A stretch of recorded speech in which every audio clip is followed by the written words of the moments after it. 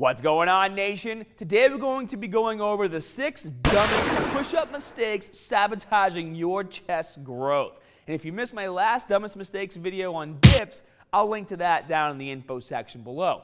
Now, the push-up should be an exercise that becomes a staple in your workout program from the very beginning. However, it's not just an exercise for beginners. It can be used in advanced training programs as well, because the push-up is more than just simply going up and down. You can master that technique and then use advanced versions of the push-ups to make your workouts at home more intense, or to make your workouts in the gym more intense by supersetting the push-up with other exercises. There's lots of stuff you can do. And I also want to tell you guys real quick before we get started with this video that I'm going to be doing the push-up on these 2 boxes right here. And the main reason why I'm going to be doing it is just so I can get better filming angles for you guys as I explain what the mistakes are. So, if you're ready for this video and you enjoy my dumbest mistakes series, make sure you hit that thumbs up button and subscribe if you haven't already. Now let's get started. The first mistake, guys, is that most people don't even really know what full range of motion on a push-up looks like. And I'll tell you what, when I was a kid, I used to get so irritated because when I would do wrestling, we'd have practice, and part of our routine, obviously, was doing things like push-ups and sit-ups, and we'd have to do a lot. And I would look around, and I'm like the only guy, I was like 8 or 9, doing it all the way down, all the way up, really pushing myself.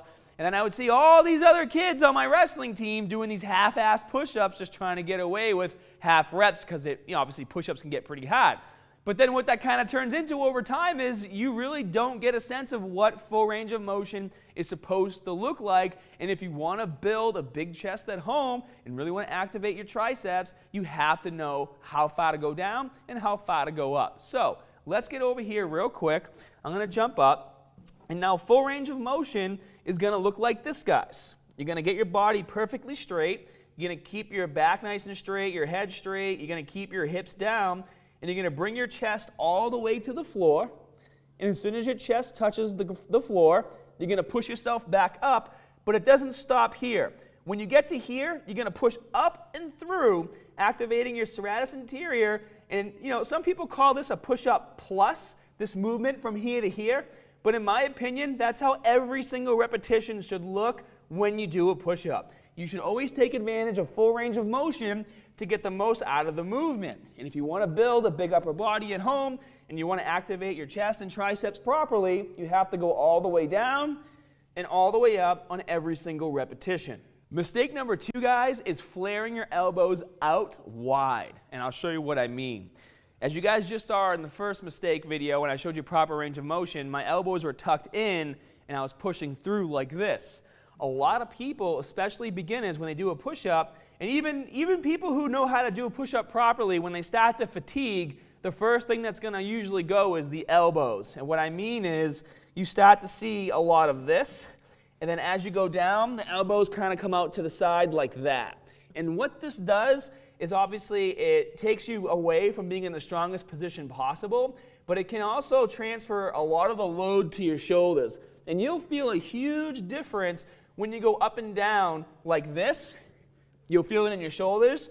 Then when you tuck those elbows back in and go down like this and push up and through, you feel all chest and triceps. So the second worst mistake you can do is start to flare your elbows out and do this.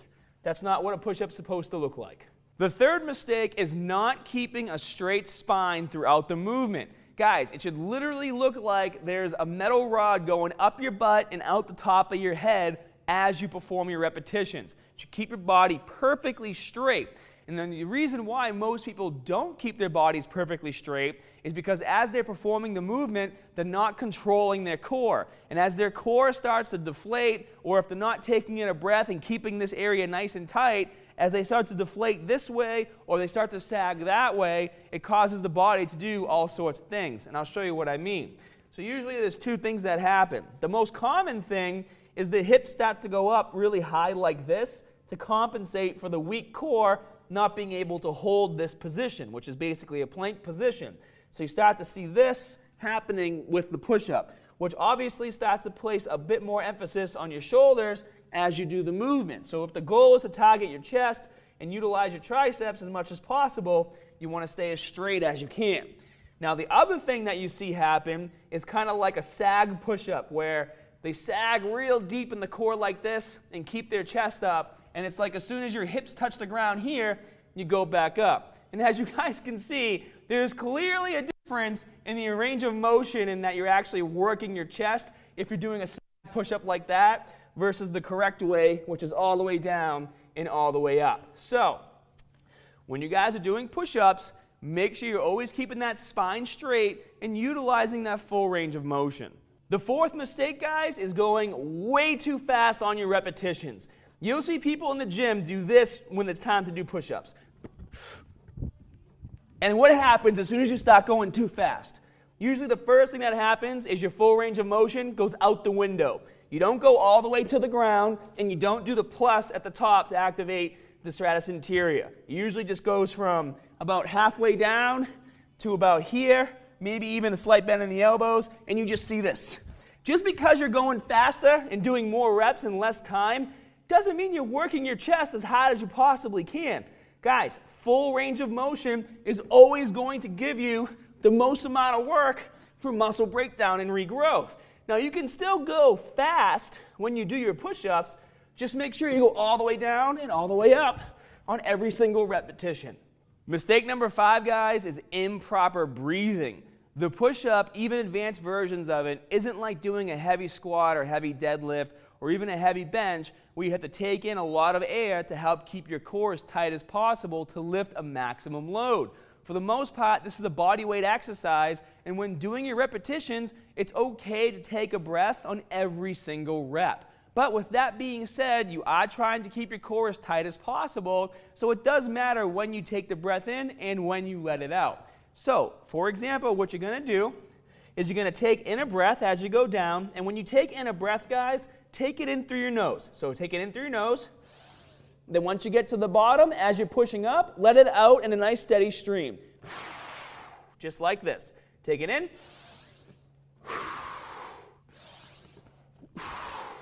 And one of the things I like best about body weight exercises is I actually use my breathing to help me keep a nice rhythm to do as many reps as I possibly can, especially if I'm doing a timed workout. So, any body weight exercise you do, apply breathing just as you would, like I just showed you, to the push-up, where you're breathing out as you exert the force. And the sixth and final mistake people make when it comes to push-ups, guys, is not progressing with the movement.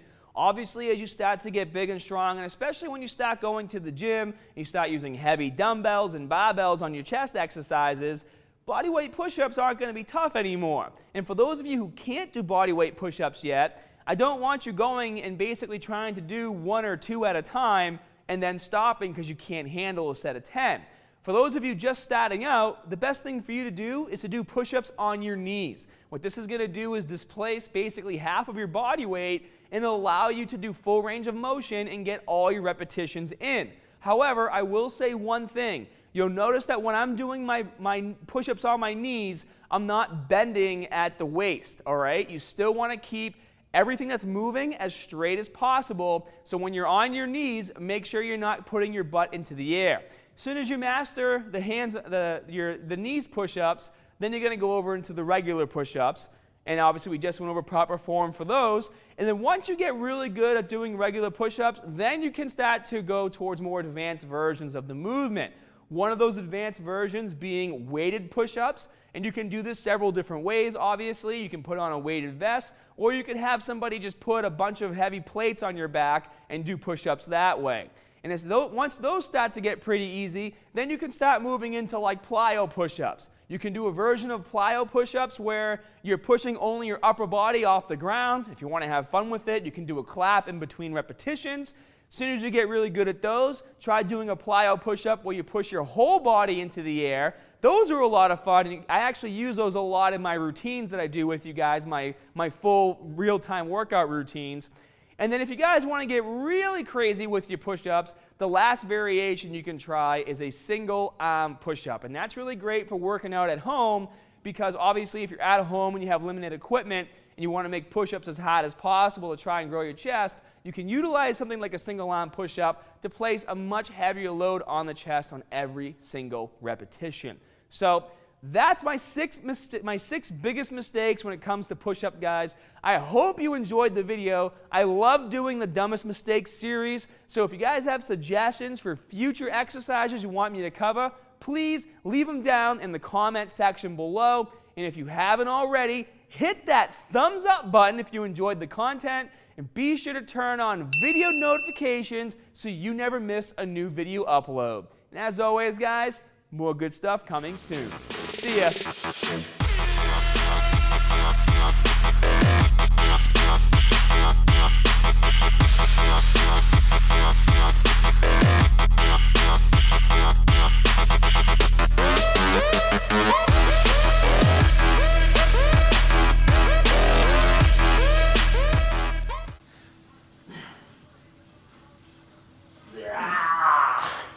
I did it! Now, if I had to do 2 plates, I'd be in trouble.